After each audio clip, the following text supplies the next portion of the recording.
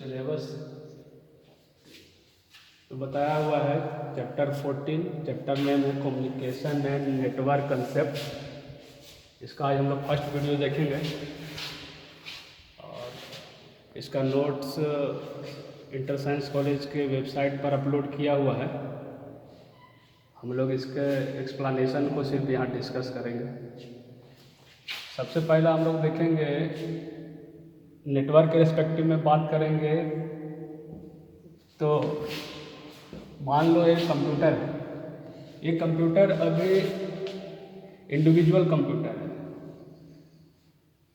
तो ऐसे कंप्यूटर को हम लोग ऑटोनॉमस कंप्यूटर बोलेंगे। जो वैसा कंप्यूटर जो किसी नेटवर्क से कनेक्ट ना हो, वैसे कंप्यूटर को ऑटोनॉमस बोलेंगे। ऑटोनॉमस कंप्यूटर को दूसरे कंप्यूटर से ना ही स्टार्ट कर सकते हैं, दूसरे कंप्यूटर से ना ही इसको स्टॉप कर सकते हैं, ना ही दूसरे कंप्यूटर से कंट्रोल कर सकते हैं। इस तरह का हर एक इंडिविजुअल कंप्यूटर ऑटोनॉमस कहलाएगा। लेकिन अब हम लोग क्या करेंगे कि इन सारे कंप्यूटर को आपस में कनेक्ट करेंगे।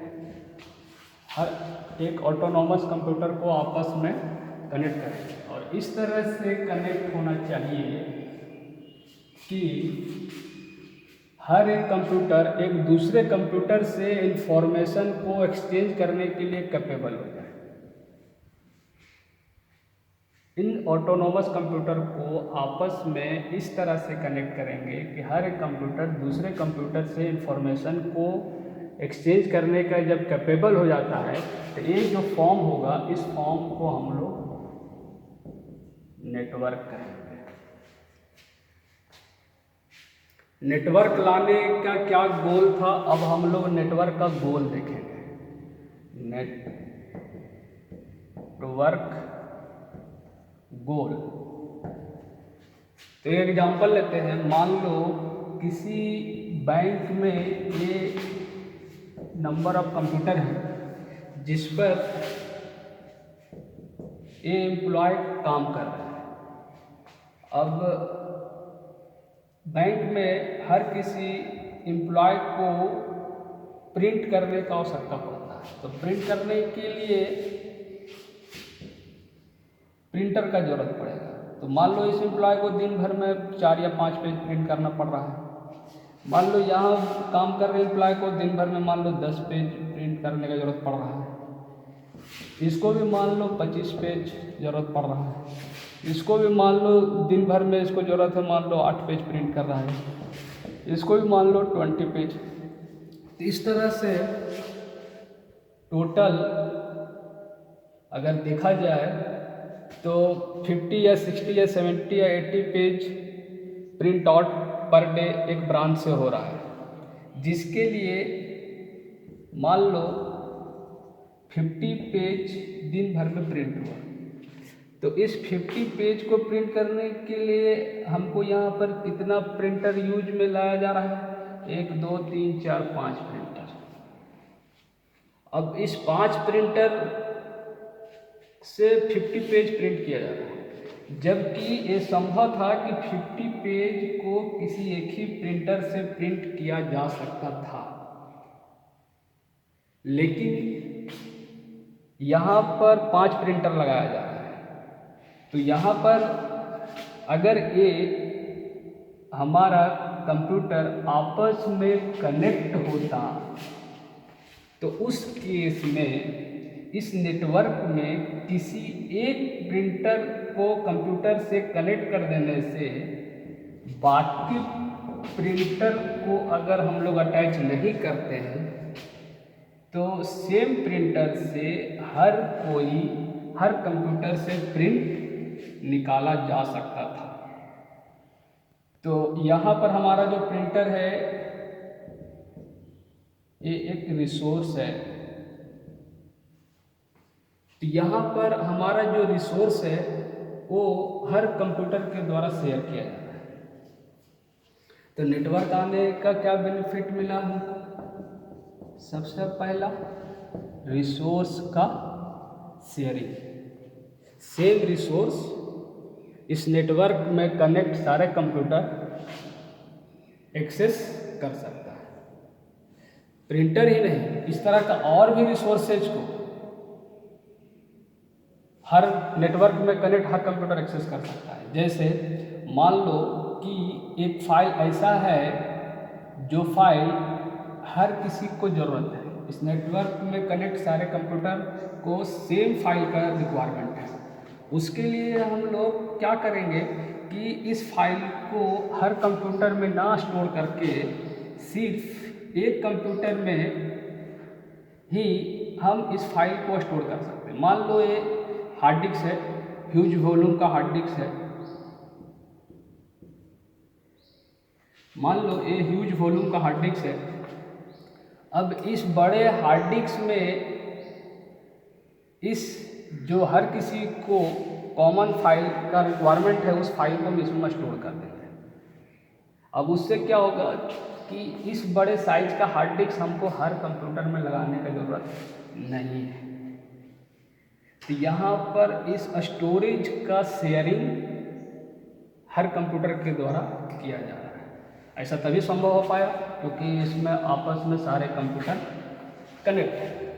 उसी तरह से सॉफ्टवेयर का बात करेंगे। मान लो किसी एक कंप्यूटर में सॉफ्टवेयर है, ये सॉफ्टवेयर एक कंप्यूटर भी एक्सेस कर सकता है इस नेटवर्क में कनेक्ट, दूसरे कंप्यूटर भी सेम सॉफ्टवेयर को एक्सेस कर सकता है।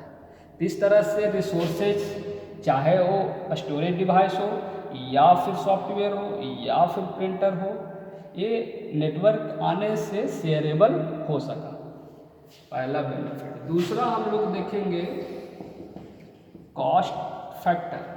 अभी अगर जिस समय आपस में कंप्यूटर कनेक्ट नहीं था, उस समय अगर प्रिंट का ज़रूरत पड़ता तो हर किसी को अलग अलग प्रिंटर लगाने का ज़रूरत था। लेकिन अगर तो इस तरह से मान लो एक प्रिंटर का प्राइस अगर 10,000 है, तो इस तरह से टोटल कॉस्ट कितना आ जाएगा हर किसी के लिए। अगर नेटवर्क में नहीं होता है तो हर किसी के लिए प्रिंटर के लिए लगाने में टोटल कॉस्ट आ जाएगा 50,000। लेकिन अगर ये नेटवर्क में आता है तो एक ही प्रिंटर से हमारा काम हो जा रहा है। तो अभी हमारा क्या हो जा रहा है, 10,000 में काम हो जा रहा है।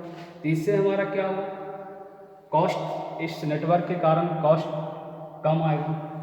तो इस तरह का बेनिफिट। सिर्फ यही नहीं, इस तरह के और भी रिसोर्स हैं, चाहे वो प्रिंटर हो, चाहे हार्ड डिस्क को लिए परचेज करने में जो कॉस्ट आता हो वो हमारा एक ही हार्ड डिस्क से काम हो जा रहा है, चाहे वो सॉफ्टवेयर हो। तो हर किसी के लिए अब जो अलग अलग कंप्यूटर के लिए हमारा जो अलग से कॉस्ट आता है वो एक ही से हमारा काम हो जा रहा है। तो ये हमारा हुआ कॉस्ट फैक्टर। तीसरा हम लोग देखेंगे रिलायबिलिटी। रिलायबिलिटी क्या है कि मान लो एक कंप्यूटर आपस में कनेक्ट नहीं है, जैसे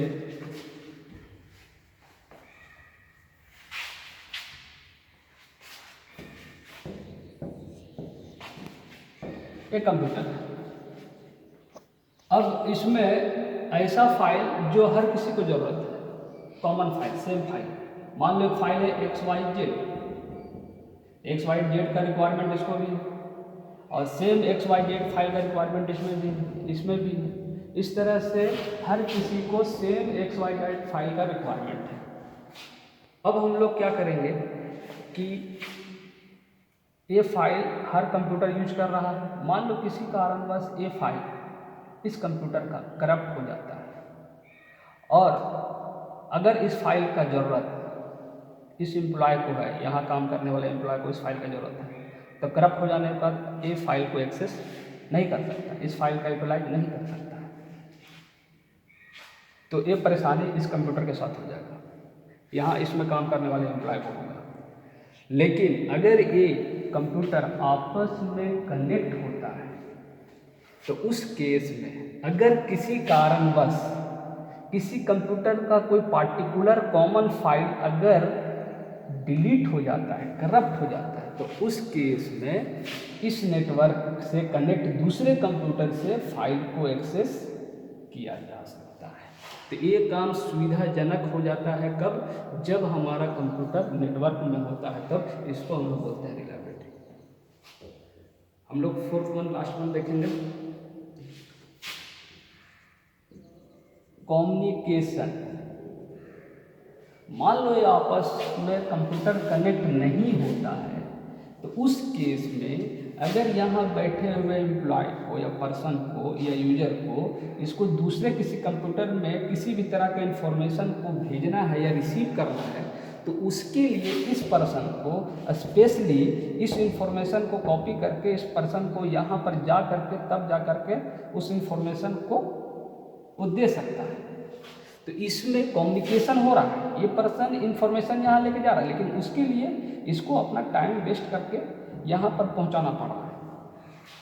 तो अगर ये कंप्यूटर आपस में कनेक्ट होता है तो उससे क्या होता है कि ये पर्सन, ये एम्प्लॉय, ये यूजर यही बैठे हुए अपने सिस्टम से इंफॉर्मेशन को विद इन अ सेकेंड किसी भी दूसरे यूजर को या दूसरे कंप्यूटर को इंफॉर्मेशन सेंड कर सकता है।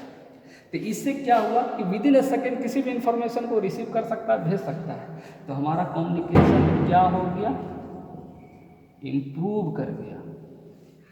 तो ये है इसको लाने के पीछे गोल।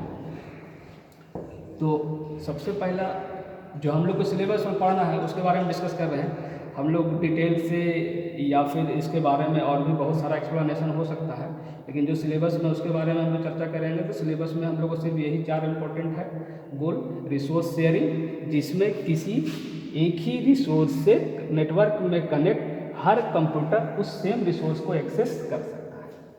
कॉस्ट फैक्टर, यही अगर रिसोर्स अगर एक कंप्यूटर नेटवर्क में नहीं होता तो सेम रिसोर्सेज हर किसी को ज़रूरत होता, उसके लिए स्पेशली हर किसी को अलग से अटैच करना पड़ता।